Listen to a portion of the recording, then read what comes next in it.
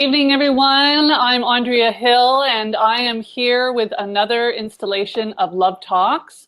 Love Talks is my monthly conversation with industry experts to open up, awaken, deepen, and help you self-realize your love life, your romantic life, your dating life. And tonight I am thrilled to be talking with Rachel Scott. She is a Renaissance woman for sure, and yogi by trade and newly minted author. We're definitely going to be diving into her fantastic new book that was just released, what, a month ago, Rachel? Mm-hmm. Yes. Head Over Heels, a yogi's guide to dating, filled of wisdom and a sense of humor. And anyone out there dating knows you definitely need that while you are dating to survive and stay positive. But I'd like to just dive into and let you know a little bit more about Rachel before we get started. And as always, with Love Talks, I say these are conversations that matter, and it's not only between just Rachel and I, but I really invite any of you that are watching to jump on in on the conversation, ask your questions, share your stories. This is how we all learn, grow, and expand. So I love your bio, Rachel. It says, broken up at the age of 40 and yearning for a family, Rachel took a deep breath and jumped onto every online dating site imaginable. Yeah. eHarmony, Tinder, Match.com, Plenty of Fish, and OKCupid. A professional yogi for over a decade, imagine her shock when she discovered that these awkward coffee encounters were turning out to be a profound opportunity for personal growth. Rachel is the director of Teachers College and Development for Canada's largest corporately owned yoga company, Yoga.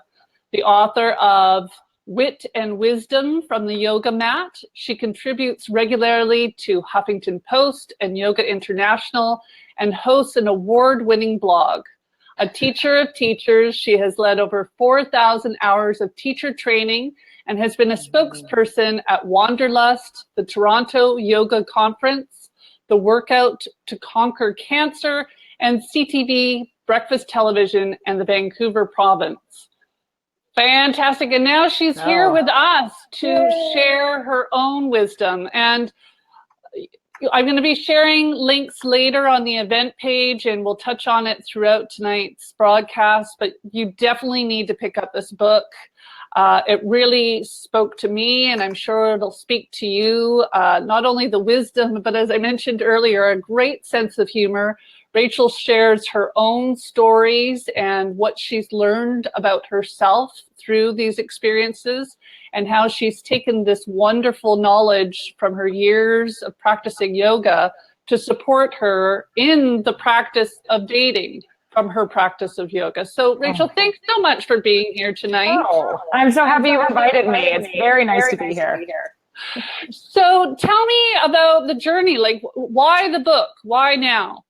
Oh, well, as it says in my, mostly because I couldn't help myself is really the short answer to that. So I was 39 and my long-term guy and I broke up over the issue of kids, and it had taken us a long time to figure out really whether, like, if there was really going to be, it was a breaking point for us, and we figured out that it was. And so of course I was devastated and sad, and I was like, I would like to say that I was, truly yogic. And I said, this is a time for mindfulness and introspection. But no, it was a lot of Downton Abbey and popcorn and wine and eventually my roommate kind of said, don't you want to be doing something different?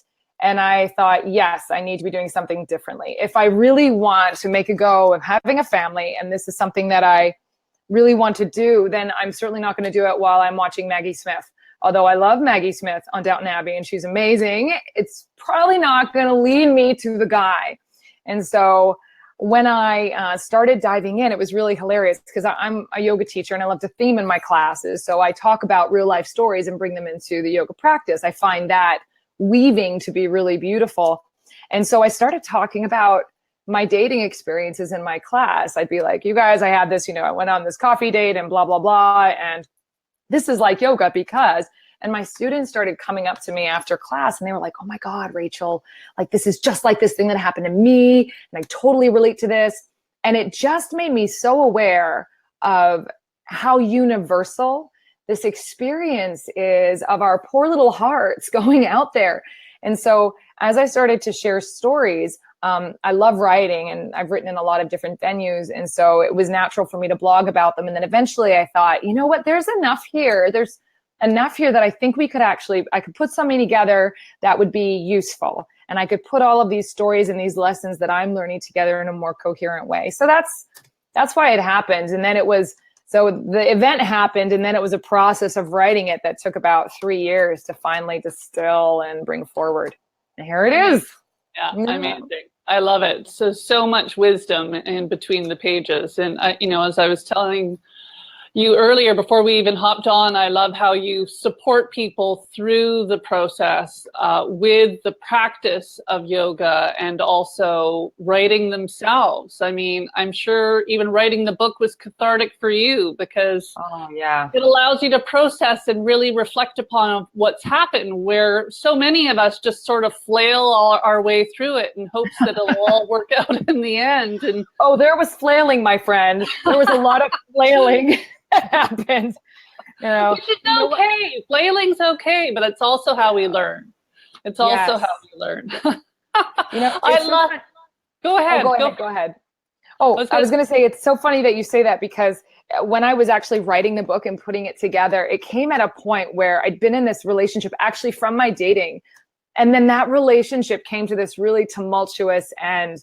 And I was writing and editing the book at the time that this happened, and it was just a reminder to me of how much we have to return to the work and be reminded, because I'd read a chapter and I'd be like, wow, that's really smart. Like I wrote this, like I had that insight, but you're like writing the book and processing it again from a different perspective. It was, it was humbling in a way too, because I just thought, yes, I'm continually, I have a moment of insight and I have a recognition and that's beautiful, but we have to keep practicing and just be gentle with ourselves too. So much, and just that little snippet that you shared with us. I mean, that we have that wisdom within. Like all of us, I'm sure if we were writing our experiences and reflected, you're like, I know this stuff. I can support me. I do have that inner wisdom. I love that. And I hope everyone's writing these down as they watch tonight's show, because really what I took from reading your book is that it really does all begin with us. I know that's what I teach in my own practices. And it just resonated so strongly in what you're sharing as well, because it really does originate with us. And I think a lot of the time we don't have the faith in us, which is really what we need in order to succeed in relationship. Yes. I mean, the premise of the book is, I'd say, like, if I had to distill it in a nutshell, I'll just give it all away. Here it is. Spoiler alert, the point of the book. No, but it's like, actually it's given away in chapter 1, so to speak, but it's kind of like, unless we can stop grasping at other people to be our snuggly teddy bears. And don't get me wrong, I love making other people my teddy bears, but if we're doing that, then I can't actually be with this person. I'm trying to use them to fill this gaping chest wound in me. And until I learn that, oh gosh, oh darn, I'm the only one who can really deal with that. And once I at least, I don't think it's ever fixed. Like, trust me, I still have this gaping chest wound and I'm going to probably walk around with that the rest of my life. And that'll actually help me to be compassionate. But once I stop trying to use other people to cover it up, then I think we can be in relationship a little bit more and see somebody for who they are, rather than trying to make them fix ourselves or, fix me. So yeah, I mean, I was writing down notes like nobody's business as I was going through it, because they're, nugget after nugget after nugget. So I love this. I had come to Tinder to find the one, but ended up finding myself. Yes. We know what my first date was a Tinder date, actually. It was like the very first date I went on, and I did all the wrong things. Everyone at home, take note. This is what you don't do when you go on a Tinder date. You don't, first of all, you don't go to brunch on your first date. You go out to like coffee, you know. I was like in for an hour and a half, you know. I didn't know that you weren't supposed to do that. And it was funny because everyone was like, Tinder, really? Like, isn't that the kind of like sexy one? But you know what's funny is that wasn't my experience, because I was in all of these different online things. You know, I was in Tinder, and I wasn't on Bumble. That's one that was a little after me, but Match.com, eHarmony, all of them. And I found that it was really all about what I brought. Like if I brought the energy of like, yeah, I'm serious about love, then I was met with that kind of energy. Do you know what I mean? I didn't have the experience of being treated or feeling like I was being objectified. And I hear so many women have those stories. But I found that the way that I communicated or navigated it kind of weeded all of that stuff out. So it was an interesting process. But yeah, through the act of being in relationship, it's like we hit all of our own stuff. My first Tinder date was hilarious. It was like I went in. First of all, I'm freaking out because, as you know, like you go to it, you don't know what this person looks like. You think you might, but you don't know if their picture is accurate. So you're kind of like, I think I know what they look like. I'm hoping. And then I'm like praying. I'm like, everyone's going to know as soon as I see this guy that this is totally a setup Tinder date, because you meet somebody and you're like, oh, hey, nice to meet you. But you know, then it's like so advertising. Anyway, so there was all of that stuff going on in my head. And then I finally sit down with this guy. He was totally sweet. And I just like vomit my life story on him. And it was one of those things where I'd never known, like, and this is what about meeting myself.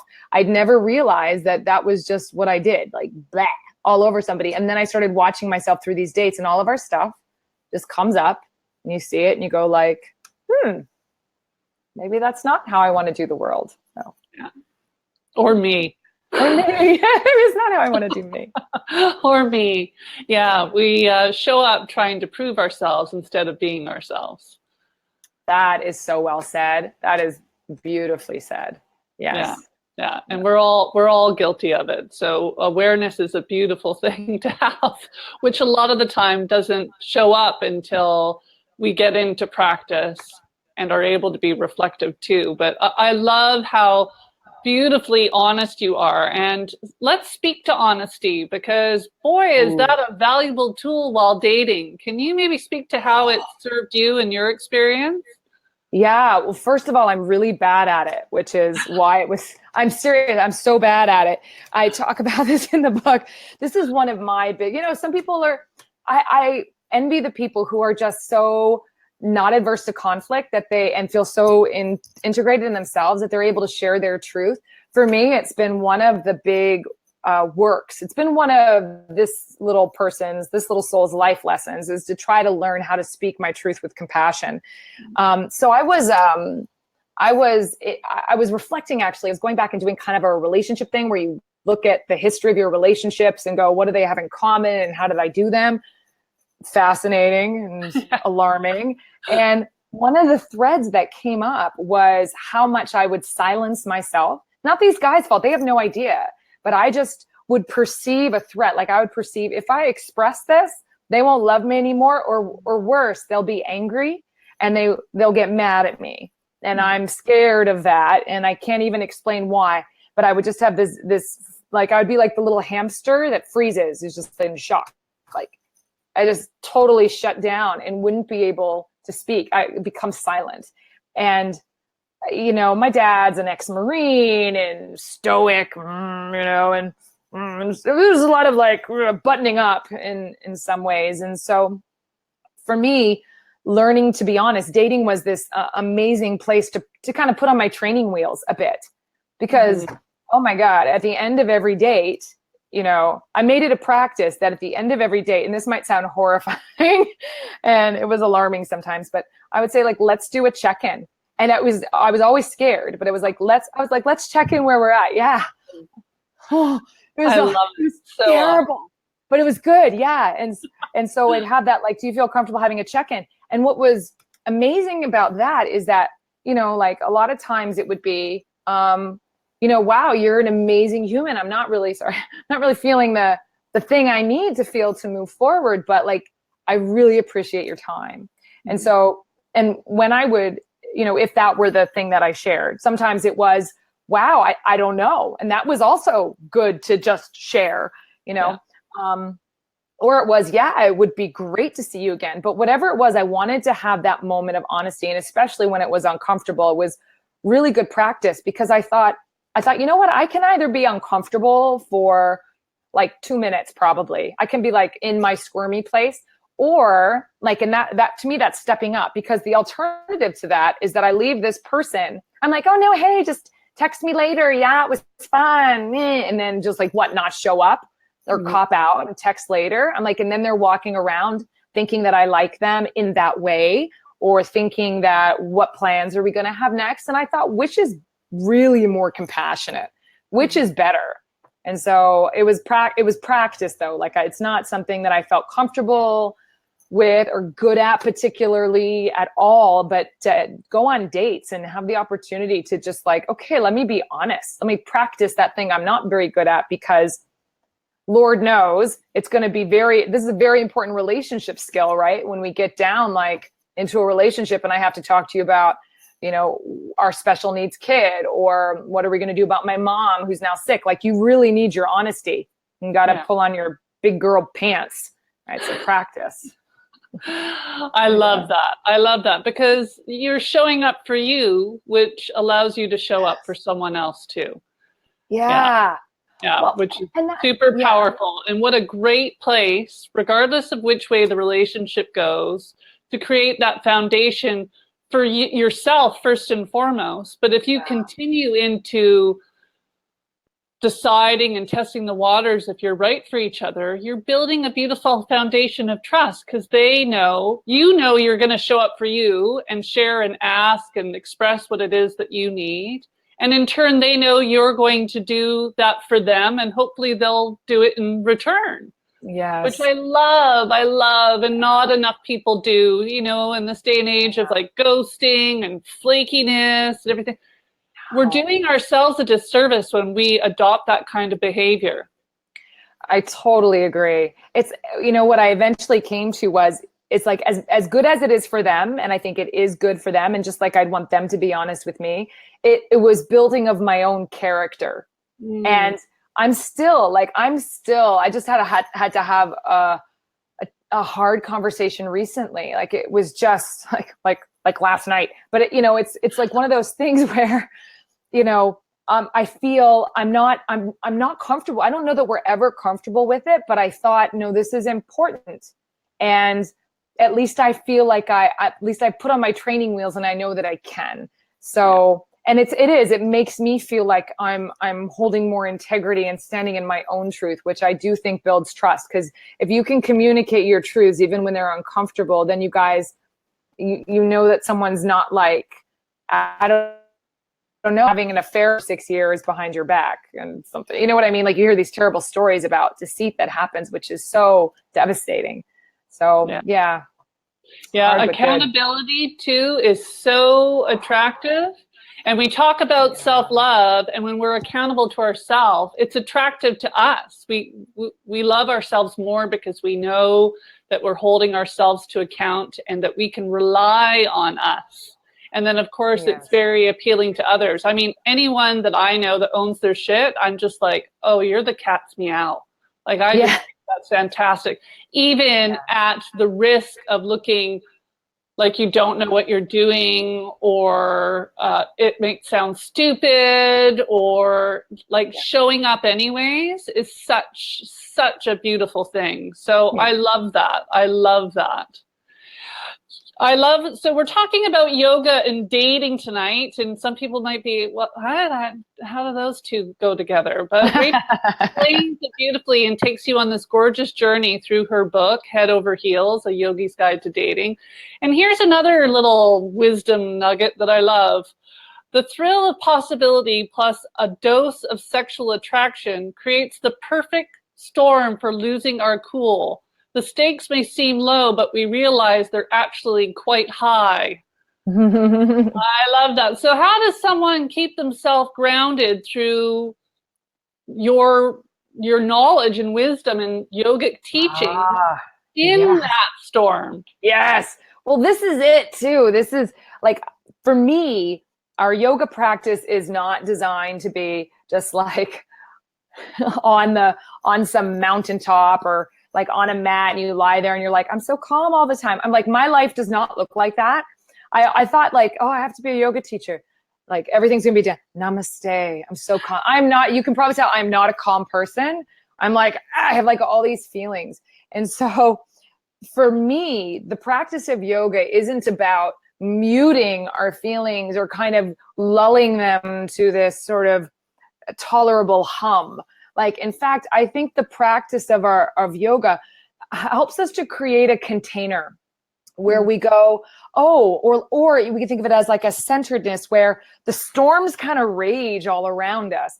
And in yoga, we practice this by being like, okay, I'm going to sit in chair pose for like 3 minutes. And you're like, so angry. And the storms rage. Or, oh, I'm going to do handstand and I'm freaking out because I'm terrified and my mind is all of a sudden so crazy. And we start to realize that those extreme emotions and thoughts and all of that, the tumultuous world, inner landscape that we have can kind of happen and be quite colorful and beautiful. Like, who wants to be in it? Like, be in this extraordinary landscape, but that we can stay centered through that. And so in dating, it's the same thing. Like, we go to these dates and I'm thinking to myself, I'm like, this person, okay, probably it's going to be like a 20-minute coffee date and we'll both be like, oh, that was nice, thank you very much, but no thank you. And like, yeah, probably, but maybe they're going to be, like, maybe this is my husband and father of my children or whatever the mind thinks. And so especially if you meet someone, you're kind of like, oh, they're kind of cute. Like, all of a sudden I turn into like an idiot. Like, I become, my palms sweat and I'm like, oh my gosh, I should put on more deodorant and everything gets churned up. And so again, it's like doing Utkatasana on the mat. Here you are. And so we can remember from the yoga practice that like, oh, right, okay, I can do plank pose for 2 minutes. I can sit in this fire. I can take a breath and then I can choose. Like, one of your other guests was talking about reacting or response versus reacting and having the ability to respond to things. And so when we have that container, we don't get dragged by all of the craziness. We're able to stay in this kind of spaciousness within ourselves.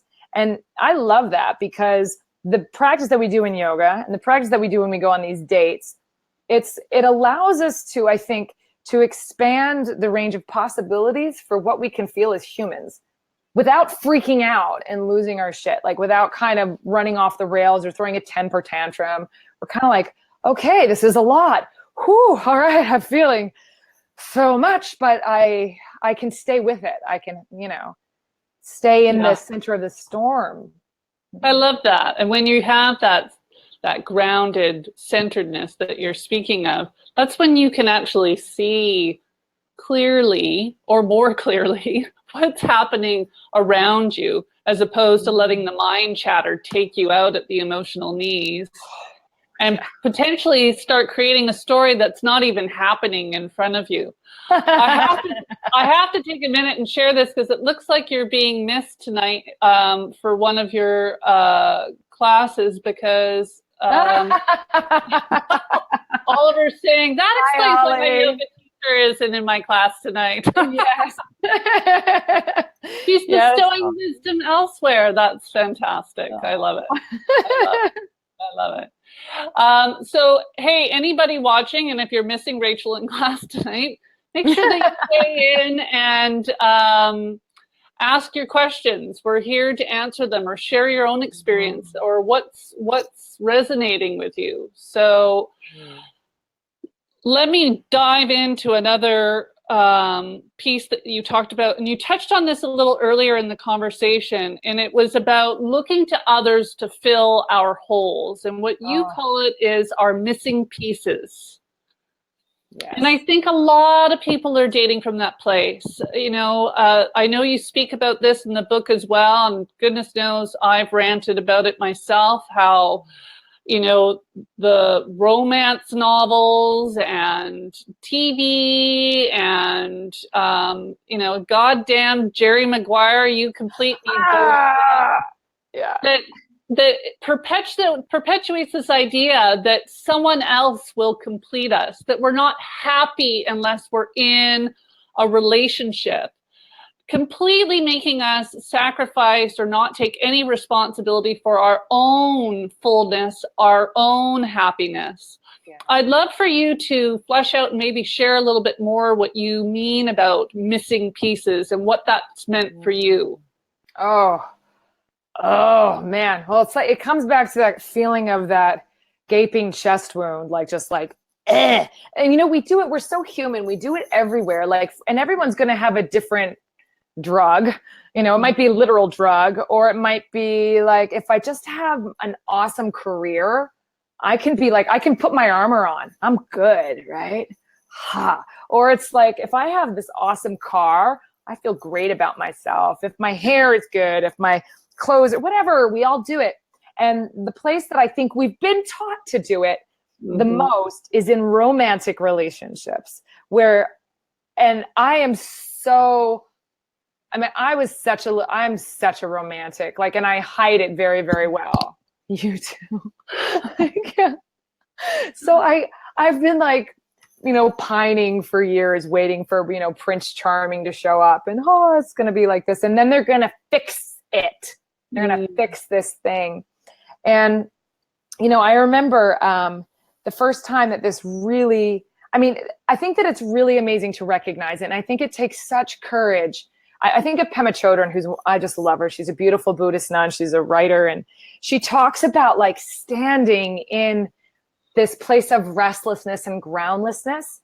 And I find that so comforting because it's intrinsic to all of us. Like, we all have this fundamental feeling of being incomplete, and we search for all of these ways to cover it up. And so the spiritual work is not to fix it, I don't think, or at least this is what I'm growing to think, because it doesn't work, because I've tried, but it's to say like, I'm just gonna like let this be, and I'm going to allow this feeling of incompleteness with me. I mean, I used to think, okay, I'm gonna go fix it myself. And now I'm less in a place of, I can fix it myself, to a place of more like, this starts to open up the beating heart of compassion. It's like de-armoring ourselves in this way. And this missing piece, or, you know, the crack where the light comes in, if you will, like that becomes our portal, I think, to being like truly like compassionate. But usually, you know, and then we'll scramble to cover it up, like with Downton Abbey, or, you know, like with wine or with popcorn or with clothes or with cars or whatever. And if I think the spiritual work is to be brave enough to resist the desire, even if it's just for a second. Like, I remember there were nights that I would come home when I was after the breakup, and I was like, so sad.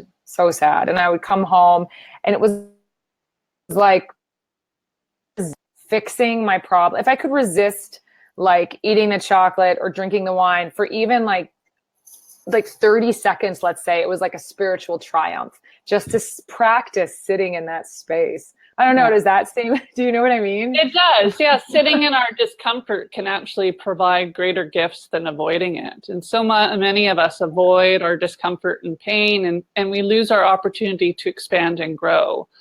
I love the analogy about the lobster, how as they grow, they get restrained, and actually breaking out of their shell is so incredibly painful, but they get to become this greater and bigger thing. And I think so many of us avoid that because we think that we can't handle the pain, or we don't see the possibility behind sitting in the discomfort for that opportunity for growth.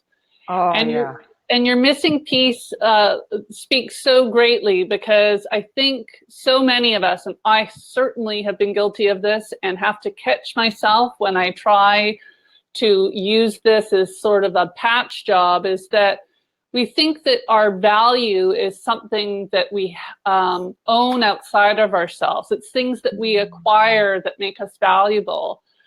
And what I've learned myself and continue to practice this and get more curious and reveal more of my gifts upon reflection is that really the biggest part of our value is, one, what resides within us, and two, being able to value it ourselves. Mm-hmm.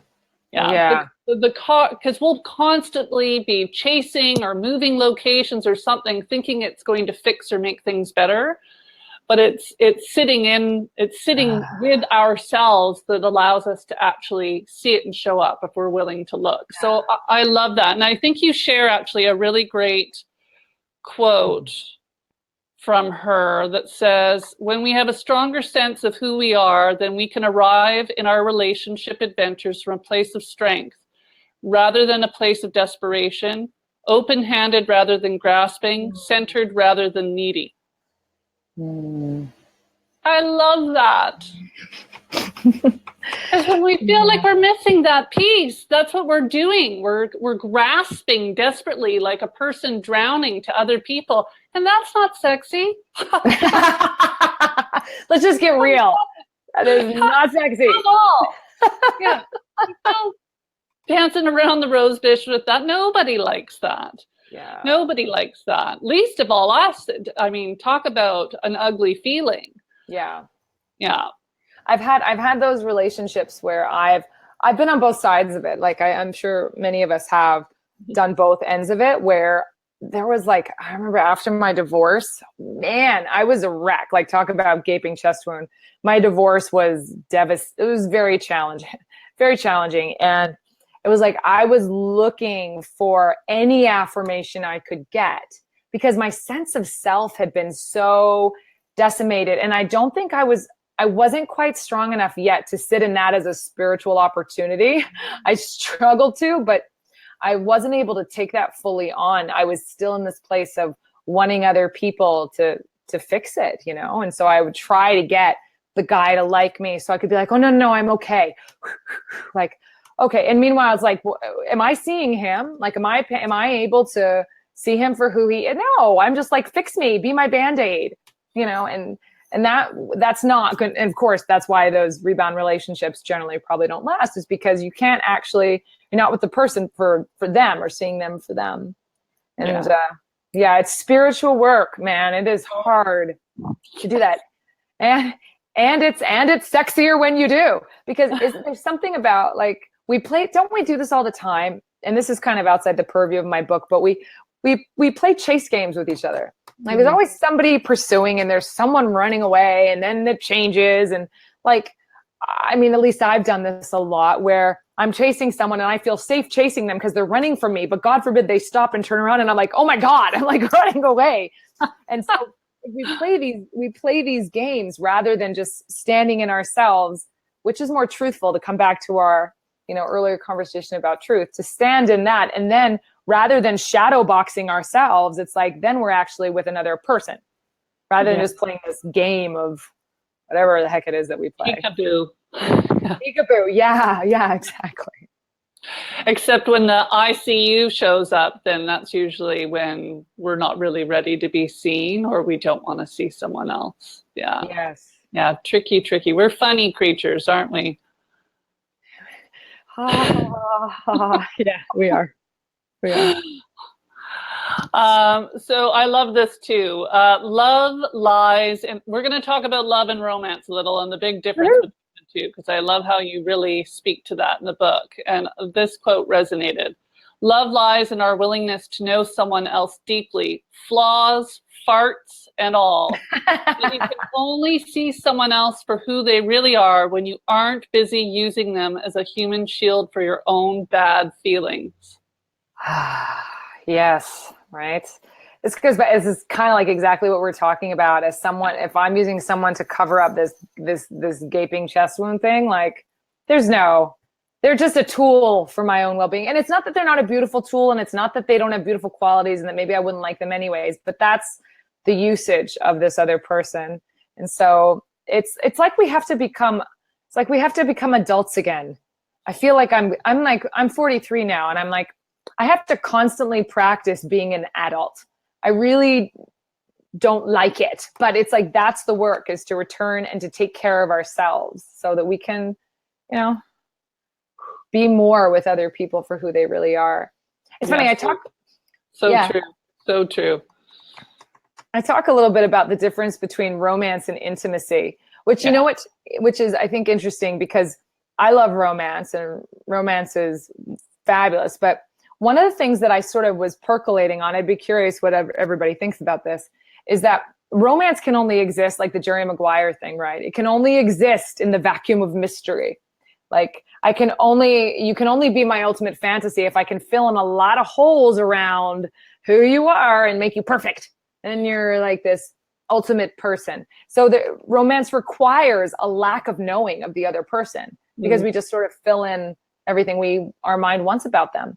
Whereas intimacy usually shows up when the romance wears off, because intimacy shows up when we start to see the person for who they really are. So usually, and this happens, like, I don't know, it's like something about 3 months, you know, in a relationship, where you start to go like, oh, wait a minute, you're not this fantasy I have, you're actually this person over here, which could be better or worse than your fantasy, you don't know, but you're actually this. And usually this is the time, 3 months, 6 months, I'm not sure what it is about those dates, but that's usually where we'll start to like freak out, because now we're starting to actually see the person rather than our fantasy. And so, but that's when we get to actually see another human being, you know? And so that's where we have the opportunity to go like, oh, what am I invested in about you? Because that tells us a lot about ourselves. It's like, oh, wait a minute, you're not always calm, cool, and collected. No, but I need you to be that way so that I can feel okay. And so we can start to see ourselves and like, oh, man, why is that upsetting to me? And then it's usually comes back to this feeling of the missing piece thing. Oh, I was using you to cover that up, and now you're not doing that anymore. So I'm seeing you more clearly, and oh gosh, I'm seeing myself more clearly. So we usually don't like that. We're usually like, no, it's just not working out. It's over, you know? Yeah. He or she is not for me because of X, Y, or Z. Yeah, exactly. Instead of becoming introspective, for sure. Yeah, no, I love that. You know, I think there's a time and a place for romance, and I think people can romance each other, but there's also reality. And I think personally, my belief is how beautiful and valuable a gift to know that the person you're with loves you, as you call it, flaws, farts, and all. That, you know, we forget that we're human and that we do silly, stupid things sometimes, and insecurities will raise their ugly head. But if we can stand in them and accept them, in hopes that our partner can as well. But I sometimes think that we forget about that when we're in the experience. We're looking at the outside instead of the inside, and maybe having that level of compassion you spoke about earlier. What's been kind of your journey with regards to that? And did you have an aha moment when you're like, hold on a minute, I do that too? What do you mean? Like, re-ask me your question in another way. Well, in part of the book, you share an experience where you're going on a first date and you see this person and realize that actually he might be quite titillating and is more exciting than what you saw on the profile. And you start sharing who you are, and he's sharing who he is. And part of what he shares, you realize may not be part of that fantasy picture, but you also came to the realization that your stuff isn't always either. Well, I think it's like, it's kind of funny. We have these, we kind of become these personalities talking to each other when we go on dates. It's like, oh, hello, this is the Rachel dating personality, and I'm so fun to listen to, and haha, I'm so entertaining. Or, you know, where we do these things and they do their thing, and we kind of, it's funny to watch kind of the social masks that we put on to see like, okay, what am I going to bring forward that I think is going to be presentable to you? Like I started noticing all the things I love to trot out about myself. Like I'd be like, oh yes, I'm a yogi, but I'm an educator, and oh, I went to a very good school. I'll just drop that in so you think I'm smart. You know, it's like all these funny things so that so I'm trying to make someone like me, right? And then they'll do the same thing in their way, whatever it is. But what's hilarious is that we actually don't know what someone else is even going to like about us. Like somebody might listen to me, prattling on about all the things, my accomplishments that I'm proud of. And they might actually be thinking, wow, I'd really be impressed by a girl who really liked Lego, a lot. Like that would be really sexy to me. And I don't know about this girl with her fra thing, but so I think that, that's sort of another story, but I think that there's a bit of the dance of the personality that we play. And I think once it's like the masks that we wear. And I think our masks are great. Like they let us get around in the world. They let us do our jobs. There's a necessity to these masks and they can be useful. But I think as long as we remember that we're wearing them, because then we can pause. And also it gives us the capacity to not try to place someone out according to our expectations, but to be open to the surprise of who they really are. Like, otherwise I'm going to come into a date and I'm going to try to make this guy, not intentionally, but I'm going to try to make him fit what I want my date to be. I'm going to be like, oh, he's smart or has a good job. I'm going to try to manipulate what he's saying to match my version of what I'd love my reality to be. I want, rather than actually, if I can sit in myself, then I can actually see him for who he really is. He might be he'll be doing his mask thing, but we start to get glimpses of who the person really is sort of beneath that. And also we don't try to turn their mask into something that it's not. This is kind of a funny metaphor I just went with, but no, but I like the mask part. And I'm a big believer of actually, first being aware of knowing that you're even wearing a mask and that you're presenting something in hopes of either acceptance or validation, and losing that pony show because it gets tired and that's when everything goes to shit after 3 months. Because you're so exhausted from holding on to that mask desperately that that everything just sort of unravels at that time. So how can I say this that would be of best service to everyone? What's your best piece of advice through your own experience and your wisdom with your yogic teachings that you can offer to start showing up authentically in your dating experiences? And maybe even beginning doing it with yourself, because in this day and age of social media, and I try to be aware of it myself, even when I'm sharing things, that, we throw around things like love yourself more and be authentic. But what does that mean? And how does someone even begin that process?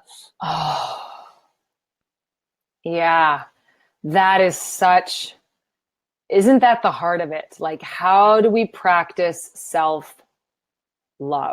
Mm-hmm. How do we practice self-love? And yeah, it's hard.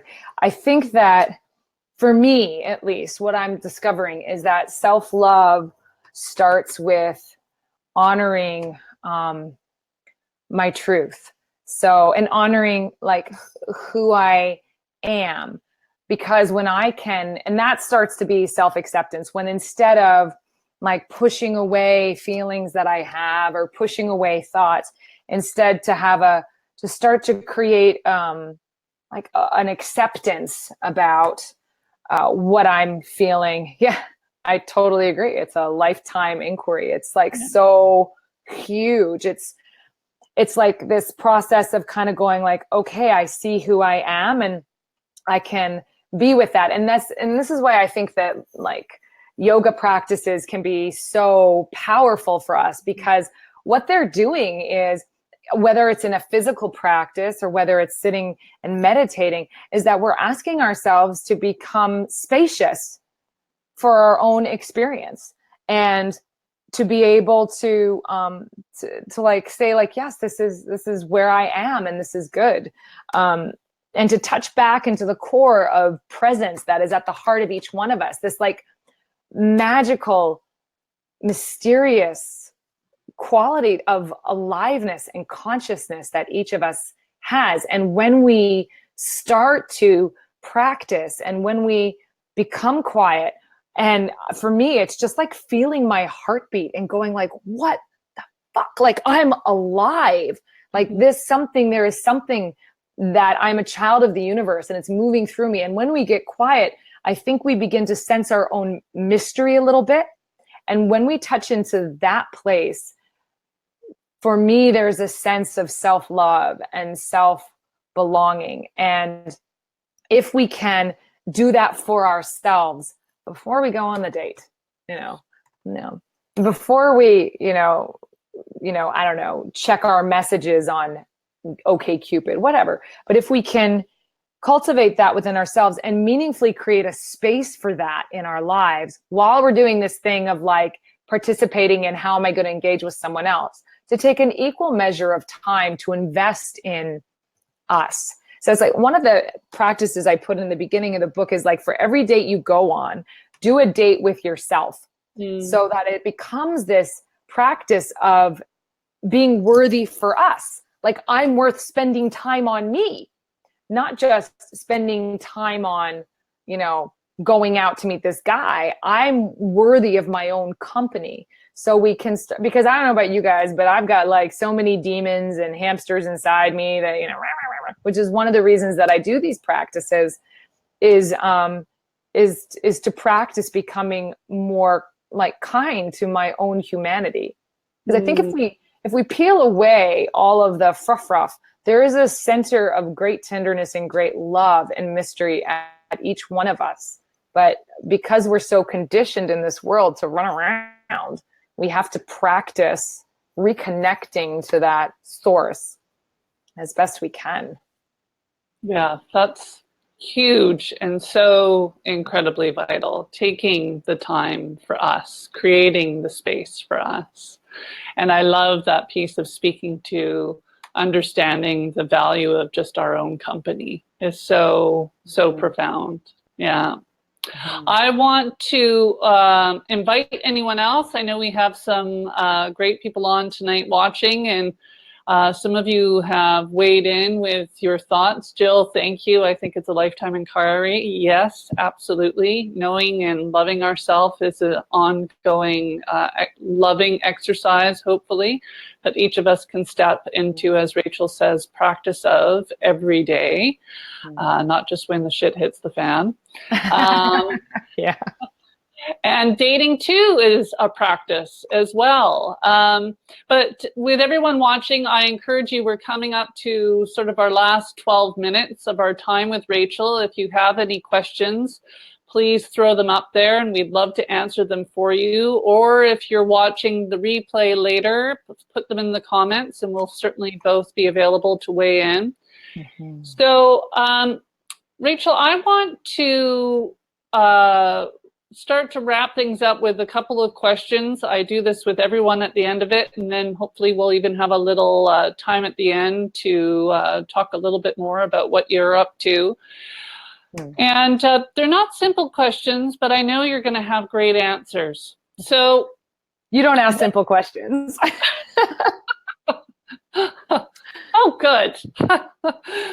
So what I'd like to know specifically through the experiences that you've had and the ones that you know that are coming for you, because there's a lesson for us available to us all the time. What do you know through the experiences right now to be true? What do I know about the experiences now to be true? Yeah, so if you, with everything that you have experienced and shared through your book, in dating specifically, and you using the wisdom that you've gained through all of your years of doing yoga and teaching yoga and being in the practice of it, what truth resonates or come through the most strongly for you? Well, it's this is where we, in a way, where we started. And I think the reason that this one resonates so strongly with me is because, again, I've been so bad at it and struggled with it so much, but is like ferocious and compassionate honesty. Honesty about where we're at, how we're feeling, what we need, what our boundaries are. Because I think that honesty is at the root of intimacy. And what I realized over the course of my travails is that when I'm not honest with someone about how I feel, even if I think I'm doing them a service, I'm actually depriving them of the ability to understand me more. It's like I'm hiding, right? Mm-hmm.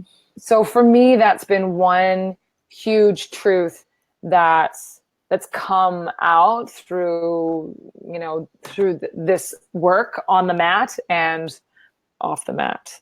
And and I think that honesty and that ability to try to dig into our own layers is really at the heart of so many of these other practices. Like it's at the heart of distilling fantasy from reality. It's at the heart of communication. It's at the heart of the artful negotiation of conflict and boundaries. And so, I'd say that one's pretty important. Oh, I love that. And it's resonating. Jill says, ooh, honesty is at the root of intimacy. So good. So good. Love that. Thank you. Now, in your dating life specifically as well, through the experiences that you have had, what are 3 things that you're most grateful for? Oh, the men. I'm so grateful for the men.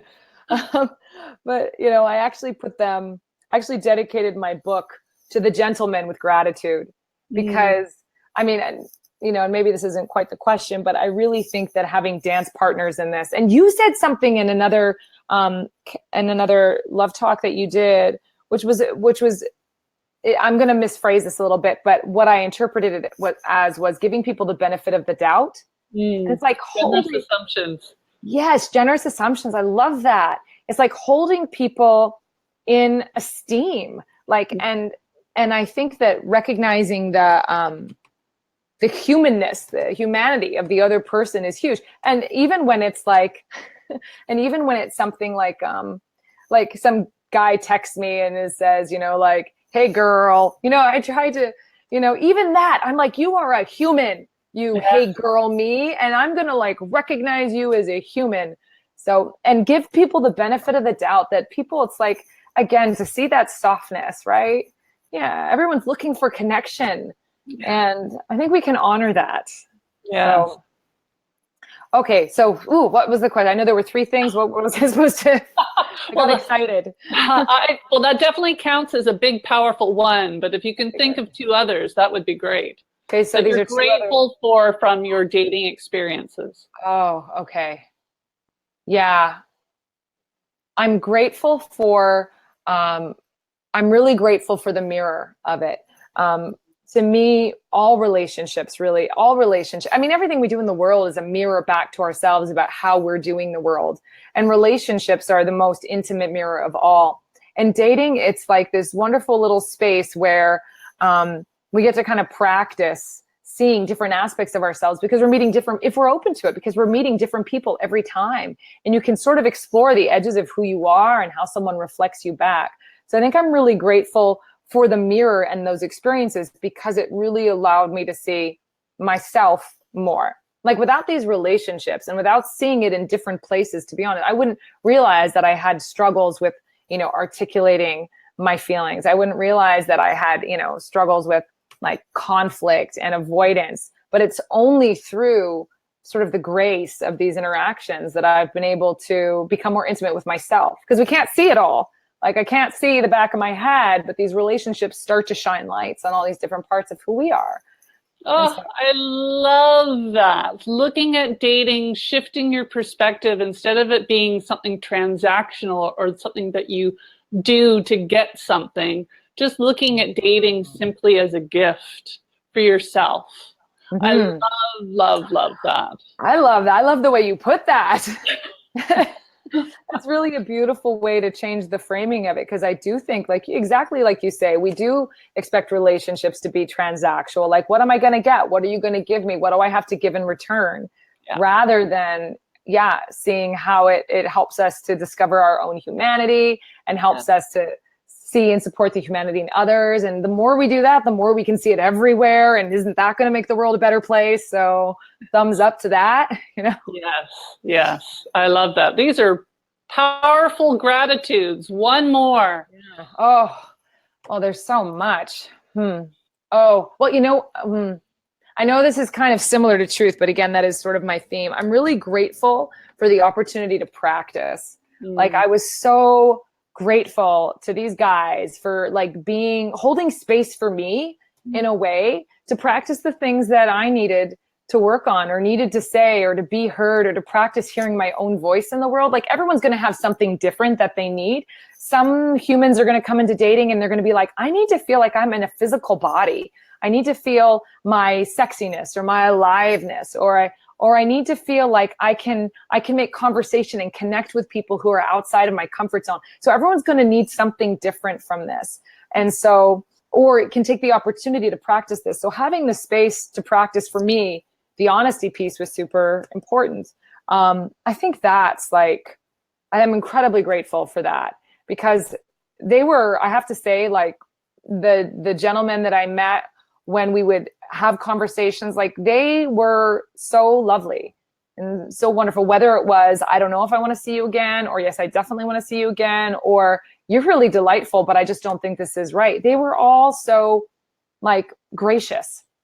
Yeah. I think that we met with what we're given in a way. And so when we choose to meet someone with more honesty and maybe higher values, if we wanted to put it that way, our highest self, then that starts to elevate all of those relationships. And there's a good trickle effect that can happen. Yeah, so true. So true. Yeah. And there's that mirror again, right? When we start showing up for ourselves, then we have other people that can show up in resonance with that. I love that. Thank you for sharing this. One last question for you before we wrap up tonight, and then we've had someone ask about the name of the book, so we'll touch on that and how you can find Rachel and how you can get your hands on the book. It's coming out in print right now. It's a Kindle book, but she's so excited. Hold it in your hot little hands and earmark it and write notes in it and do whatever you like and use it as a reference guide. But before we get to all those juicy details, my last question for you this evening is this: what does love mean to you?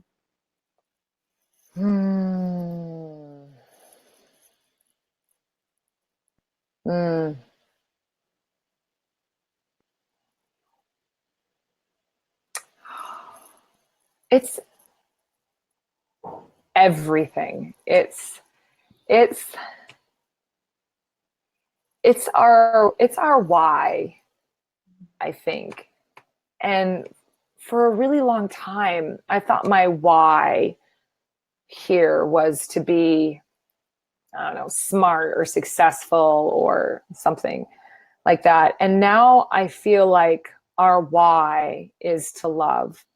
And to love in so many different textures, to love our friends, to love our little furry animals that we live with. It's to love intimately, to love our enemies, to love everyone. That doesn't mean we don't get mad at them or have conflict, by the way, but it's like to find that generosity and to peel back the stuff that's in front of that love so that we can live that more in the world. So like what it means to me is, I feel like it's at the heart and underneath what we do. I trust that it actually is our essential nature, and that the more we practice it and the more it's revealed, the more other people feel safe to actually share and reveal as well. And again, I think that's what the world, I mean, who hasn't said this, but this is what we need. We need people who are brave enough to stand in love and to do these practices of standing in that space. Absolutely. Yeah, I love that. Love is a practice. Even when it's inconvenient or uncomfortable, staying in a practice of love. Yeah. Especially when it's inconvenient and uncomfortable. That's the Yeah. good stuff. Yeah. Yeah. So, yes. Rachel, thank you so much for this evening. It has been such a deep pleasure to connect with you and have you share some of your journey and wisdom. I highly recommend everyone getting their hands on this beautiful book, Head Over Heels, a Yogi's Guide to Dating. I will share on the event page for this specific talk, Love Talks, Yoga and Dating with Rachel Scott, the link to how you can get the Kindle edition, and Rachel will let us know when you get your hot little hands on the print edition. Rachel, how else can people find you? Or as one of your students showed up tonight, even if they want to show up in your yoga class, where can people find you? Yes, I love teaching at Y Yoga. That's my home studio here in Vancouver. They're awesome. So you can find me. I teach Hatha and Flow, and yes, Hatha and Flow right now. And then I also, if you want to find me online, I teach with a wonderful gang called DoYogaWithMe.com. And they've got tons of online classes, and it's free. And so you can, if you're not in Vancouver, you can practice with me there. My website has lots of good stuff for students and for teachers. Like, I'm an educator. I love to elevate teachers to find their voice, be their best. And I love to help students do the same. So my website is rachelyoga.com. And so there's tons of goodies on there and lots of fun stuff. So you can find me there too. Amazing. And of course, Jill, being the amazing creature she is, she's already hunted down the link to your book. She's awesome. Thank you, Jill. Thank you, Jill. I love it. Well, everyone, thank you so much for watching tonight. And, you know, I fully expect that this conversation will continue to integrate and resonate. So I invite you to weigh in on the comments. As I said, we'll leave links on how to reach Rachel and even myself. If you want to have a deeper discussion privately, that's going to be available to you as well. And I really, really enjoy people showing up and being part of these conversations that matter. That's why I do love talks, and I am so deeply grateful for having individuals such as yourself, Rachel, that are here willing to share your own journey and wisdom to help people expand in their love and romantic lives. So thank you so much again. Oh, thank you. Thank you for hosting this wonderful space to talk about these things. My immense pleasure. Okay, thanks everybody. And next month, I'll let you know, I'm going to have Olivia Chang on, and we're going to be talking about love and money. Not always the sexiest topic, but very essential for relationships. So make sure you tune in for that. Until next time, I'm Andrea Hill, and saying goodbye to our wonderful guest this evening, Rachel Scott. Bye-bye.